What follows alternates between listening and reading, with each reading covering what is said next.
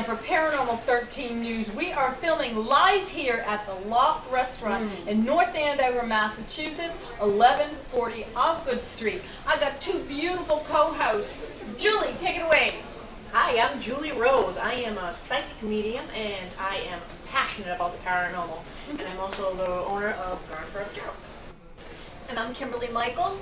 I'm a full-time cosplay for M.W. Schwartz's fantasy trilogy, The Retara, The Legend of Damien, and I also work for O'Neill FX Studios, where we can make your party wishes come true. And I'm Kadrolsha Ona, the queen of the paranormal, 5-time Paranormal Award winner, and superhero with her own comic book. That's the coolest thing. Julie, take away our first subject. Alright, well, there have been stories all around the world of seeing a huge creature, some call Bigfoot, some call it a Yeti. But did you know that in western Massachusetts, the Berkshire Mountains to be exact, that there has been a lot of reports dating back centuries of this mysterious creature wandering the wilderness? I never knew until now. Look at it.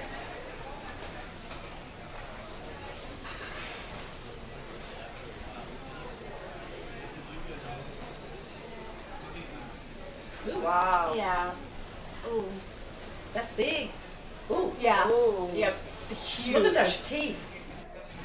I don't think I'd want to mess with him. Wow. Now, these are actual Bigfoot sites, correct? Yes, they date back to the early 1900s, even the late 1800s, and they're all mostly near the woods and in the wilderness. One in the 80s, they're like near an old camp, and it's always someone's like a creature scavenging for food. It's like a humanoid figure, very tall but hairy, and it almost has like a snout, like almost like a dog. Was it like bear-like maybe? Yeah, bear-like, but it's, you know. Because the thing hanging upside down there that y'all just saw looked like a bear hanging upside down to me. I mean, I heard for years they were trying to blame primates, escaped zoo creatures, stuff like that, and an escaped gorilla or something. That don't last long in New Hampshire, that's for sure. The thing is that Native Americans have been talking about this in their folklore and legends for years, and like you said, this is throughout the world. So even the Chinese, the Yeti, or the abominable snow beast. Okay, that's all fine and dandy, but why, honestly, do you feel that we haven't got a clear photograph of a Bigfoot, except for like imprints, in the ground or something, or casting of an imprint? I honestly think it's because no one's spent enough time to really go. No one knows their habitats, like how they act. You know what I'm saying? No one knows. It's just like a creature. We all do things daily, and they think they know, but they don't. And when they do see it, it's just like, oh, a hiker or something, and these people really believe it. Well, part of it is, maybe where we live. That picture was actually kind of crisp compared to a lot of the other ones that you've seen. That really, you didn't see the face. Maybe if you'd been turned the other way, you might see more. But I have to say, I was skeptical with that. You couldn't see the face. Everything was upside down. This big hairy creature kind of looked like a bear. For me, and it may be the blonde silly, but there's a lot of creatures out there in the world that we think were extinct that we're finding today. That's true. I understand that. I realize he's really big, but in the case of the entire world and all of the forestry that we still have. You have all these Bigfoot shows, Bigfoot sightings over 100 years. It's in their gospel that they teach, the kids and stuff. And no one can get a clear, crisp photograph. Well, they even have trap cameras in trees. And the world's getting smaller too. There's so many, more population, more people in dense, areas. So I don't get it either. But also they say there's a theory that there's there's portals and stuff, even certain beings come through. Who knows? That could be a part of it. Maybe there's something we don't understand that they go in and out of. You never know. Like a cave. I was going to say, I'm not sure about portals with something like this. Maybe a cave system. Maybe a labyrinth of underground. Maybe they have an intelligence that knows they're being followed and they're hiding from the camera. We really don't know, but I just find it extremely interesting. Maybe they have done away with anyone that really did find them. They are kind of big. They are kind of powerful. Maybe they don't want to be found. They got eaten? Yeah, they got eaten. It's always a possibility. People do go missing. All right. I blame it on Bigfoot. Okay, Kim, take it away. Okay, this one really gets to me. Talk about taking a grudge to the grave. Danish queen, her husband, Prince Heinrich, for Danish Queen Marguerite, has decided that he's only wed until he's dead. Oh. It seems that he will not be sharing the crypt in the Royal Cathedral as is normally done, because when Queen Marguerite ascended the throne, she chose to give him the title of prince instead of king consort, and he has held a grudge all these years. They're in their 80s, and he is fed up. Let's take a look at this guy. There they are. And he looks angry. Much happier. Much happier there. I Yeah. understand that. Yep. What I don't understand, did she give him that title? Yes. Or- Yeah. He was just She a gave it to diplomat working in Right. France when he met her. And they courted, she ascended the throne. And I have to, in her defense, if you look at England, if you look at a lot of other places, Right. the husbands usually of the queen are named prince. King That's consort is not always given out. So the thing is, why did he stay this long in a marriage that he didn't want to really be in because they didn't call him a king consort? I don't think divorce is an option when you're in, a royal bloodline like that. I mean, it is. Prince Charles got divorced. Maybe he likes to be in the public eye. These were More different often, you know what I times, mean? though. He seemed to reap a lot of benefits Yeah. from her, and now he doesn't want to be buried with her. Well, he's living in France. He says he will be buried in Denmark in an undisclosed location, but he really said his exact quote, and the Queen knows this, she's aware, is if we were not equals in life, we are not going to be considered equals in death. Well, then maybe he should just move out now. He did. He moved to Oh, France. oh, okay. Whoa. He's living in a Oh, vineyard in France. whoa. They're still married. They're still married. It's all Yeah. reports say they're still married. And they do have 2 sons together, and I Who guess else it's is the going fact on that now are they called Prince? yeah, Can you call that's their the sons thing. They're is- called Prince, and he's a prince. Oh, And I get it. and so he feels like she kind of lowered him to the level or status of their children. Well, that seems quite odd because he knew that status when he married her. Yeah. That this was going to happen. And then they have He was kids. hoping that Yeah, she would that's extend okay. him up. He was hoping for more. And I guess, with King Wow, yeah. Consort, he might have had more obligation, more rules, more things he could do, more power. And Sure. she took the power away. It was, just a woman's control. Yeah, maybe we should have been more thankful, but we don't know what's going on behind closed doors, so. No, Well, you nobody don't. ever does. Yeah. Nobody ever does. No, that's true. Well, I got a great story for you about Oh, all being right. buried. Oh. No, excuse me. About being buried alive. This is an actual story. Do you know how they got the term dead bringer? No. Yes. I don't know. know. I know. I'll tell you. It is really macabre. But way back when, and I've often told people that when you want to go to a graveyard to do a paranormal investigation, go to an old one. Yeah. The modern ones, they know that you really are dead. But years ago, hundreds of years ago, they didn't really know that. They didn't have that technology. And sometimes they thought you were dead, and they bury you, and all of a sudden, it's like spontaneous resuscitation, it's called. And Yeah. you just wake up and you're in the coffin. Well, this has happened before. So we have this doctor, Timothy Clark Smith, who is so afraid of being buried alive that he actually has a hole with a window right down to his grave. And he wanted people to come check him every so often, make sure he didn't wake up from this spontaneous resuscitation that was going on back then. And getting back to the dead bringer, this is the coolest thing of all, is people would have like a bell outside the coffin. Yeah. Yeah. And a string or a rope into the coffin. So when they woke up, they could ring the bell. The dead was they're ringing the bell. Dead ringer. That's how I you got didn't know that term. And a family member, or even if they didn't have a family member, a hired person would sit and watch over the bell. Yes. So that if the bell started to ring, they were there with a shovel and they They could knew start right digging away. you out. Let's take a look at this grave.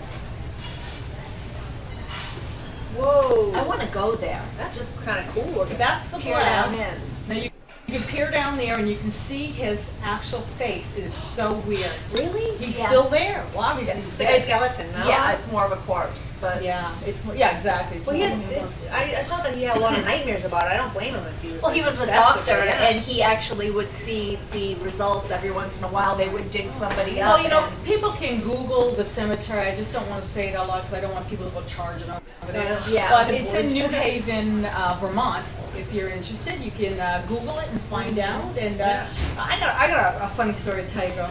And, Oh, no. My grandmother, my babcia, she was a dream interpreter, and Okay.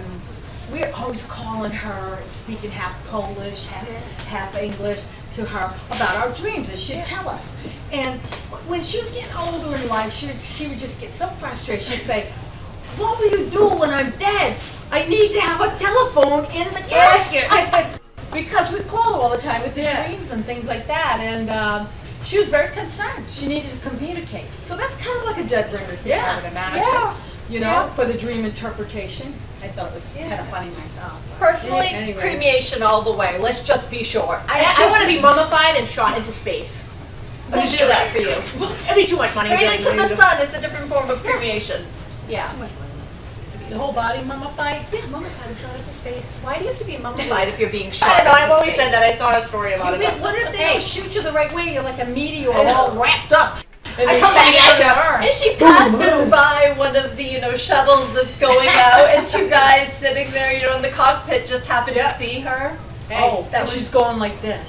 Oh, I hope I not. know. If I could That's afford it, I'd Julie. do it. That's Maybe. Julie.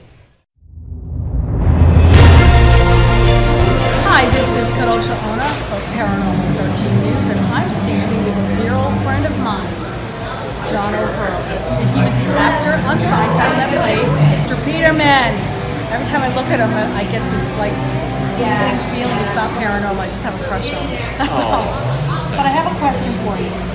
I want to know, Seinfeld is comedy, and it brings back lots of memories, and it brings back joy and happiness. And do you feel that comedy in some way with laughing and the release of that tension is a healing? Well, it is because I think it is the most important quality of a human being is to have a sense of humor about themselves. And great comedy is about being self-deprecating. After all, we are all bozos on the bus. And the more that we take ourselves seriously, the less successful we are. The less people want to be around us.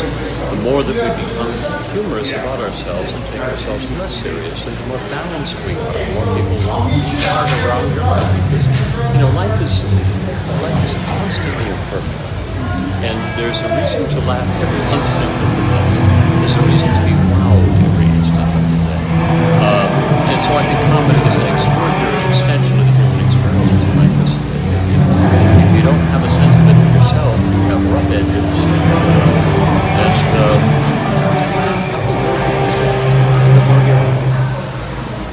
I like being around you. Thank you. I do. And You you are, always by the makes way. me laugh.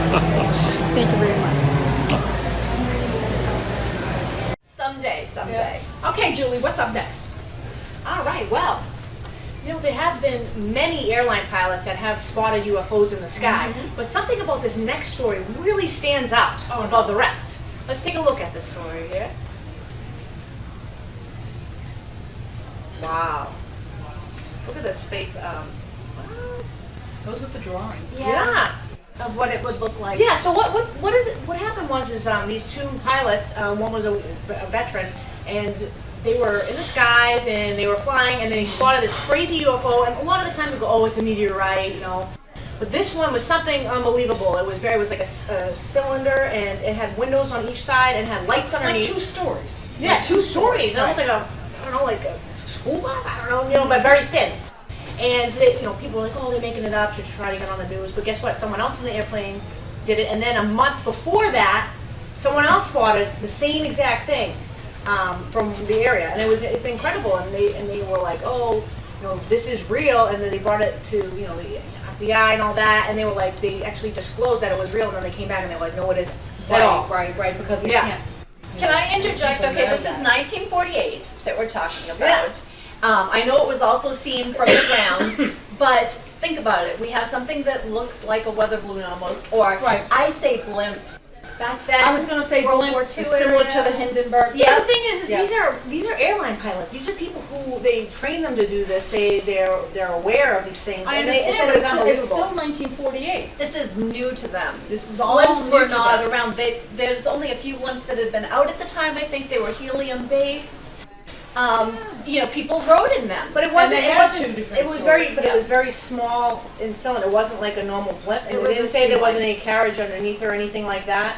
Yeah. And they were. But you know what? You never know. Yeah. So it's true. It's so hard between these older stories too to figure it out. Even back in like the ancient times, they'd be like, oh, there's the gods. It could be a plane. I'd like a show of hands from the audience. I'd like to see how many people want to know why it is she's constantly bringing us UFO videos. Because I'm an alien. Because she's an alien. There you go. And E.T. Remember E.T. You're an E.T. I'm a vampire too. I do understand what you're saying. They were both pilots. I believe that it was Pilot Chow and the co-pilot was Whitted. Whitted, yes. And That they was were Whitted. both from the military. And the only thing I can say is, like I said to Kadrolsha and to you, is that I don't believe that they had a lot of experience with what we now know to be blimps. Yeah, and me personally, I always question everything. Like this happened to me, it's like, oh no, they're true, and the other half like, no, it isn't. So it's almost like you have to be there. You have to be there to And we really can't go know. back Back to Yeah. 1948. But we might be able to. That would be interesting. Time Time travel. traveling, that's true. Now, Kim, what interesting story do you have? Well, it's funny that you say I'm that. having some of your I've wine. had Thank some you. of mine. It's delicious. Mm. Cheap House Durham. This is in England. You can actually get this house for only £1 British pound. No way! I never heard The of something problem like that. is you have to sign a non-disclosure agreement stating that there might be risks of a life-threatening danger or in this whole situation. So it's $1.30, £1 British pound for that house. wow. That doesn't look bad. Yeah, Unique. for Unique. £1, think of all the money you could put into fixing Yeah, it. 3 bedrooms, 1 bath, right? Yes. But you have to, they don't tell you. You have no idea why you're signing the non-disclosure Well, agreement. it could be This has been- asbestos. Yeah. It could be It could be asbestos, rats. it could be wiring, it could be anything that'll make you, it could be black mold. Oh, It could that's be- the worst. It Yeah. could be a whole bunch of Ugh. different things that'll make you hallucinate and not be well. But if it were all of that, you'd almost wonder why they wouldn't just Say it. buy it for £1 British pound and, no, well, I can understand not saying it because you wouldn't sell, but buy it for £1 British pound and tear down the house and rebuild. Yeah. Nobody is touching this property. Maybe they're not, weird. listen, I have been to many of these, they call them lunatic asylums. And Julie, you were at Kings Park with us incredible too. place. Incredible place, but piles of asbestos. Yeah. And some of the buildings, Well, they the can't. cost, actually, I It's didn't the think about cost that. The cost of taking removing it down the asbestos. environmentally correctly, that you cannot take the building down. So how do they do that? You can't knock it down. I personally, the hazardous nature, I'm not signing the non-disclosure agreement Yeah. to go in. And I then value again, my life. they make it sound creepy, like it might be a ghost, or it might be a Yeah. poltergeist, or it might be something like that. That would make me want to go in. Yeah, Right? me too. Exactly, that's what I would like to do. Hey, I got a really cool story, and I All want you girls to watch it, Very carefully. okay? And you guys to watch it too, and tell me what you think about this piece of footage. Is it real or not? 40, 50 feet from it. Oh, I remember. What's that? Was that growling or was he growling? No. Whoa, seriously? Watch your little rocks. We haven't seen nothing yet, maybe. This gets a little bit Oh, clearer. Yeah, see its little arms? seriously? Look at. What's this? I'm getting And it dizzy goes just behind watching. that I little know the tiny camera's straight. tree and disappears. We haven't seen nothing Oh. yet. Seriously? This gets a little bit clearer. I mean. There it is, right there. And watch his spinal cord light up. Watch this. Oh my, seriously? Serious. But look at it glow. And watch his spinal cord light up. Now,